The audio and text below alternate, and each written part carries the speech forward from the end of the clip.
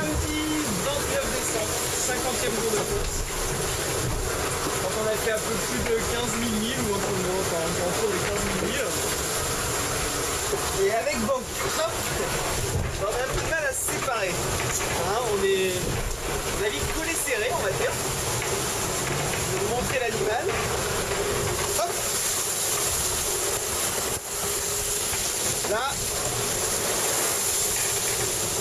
même à la caméra, on le voit bien. Voilà, il est à 10 longueurs. Jenna Quinry. Hier, de mémoire de Vendée Globe et probablement aussi de course au large, c'était du jamais vu à ce stade d'une épreuve au long cours. On est toujours avec notre petit camarade François, qui est juste à côté de nous. On va zoomer un peu pour voir. Là, il est à 2000 à notre vent. Donc François, on fait route vers le Cap Horn tous les deux. Complètement hallucinant. Si on ramenait ça à une autre compétition sportive, les écarts, c'est comme si Usain Bolt il gagnait le 100 mètres avec 3 10 millièmes de seconde, avec 1 centimètre même pas, 1 millimètre d'avance. Et jusqu'au passage du Cap Horn, il n'y a pas de raison que ça change.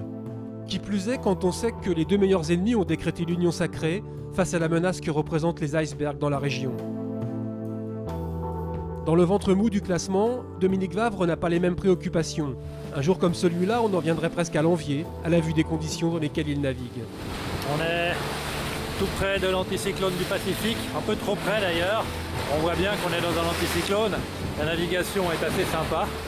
Quand on voit ça, on se dit qu'on pourrait presque être dans les alizés. C'était Mirabeau dans le Pacifique qui aujourd'hui a bien porté son nom.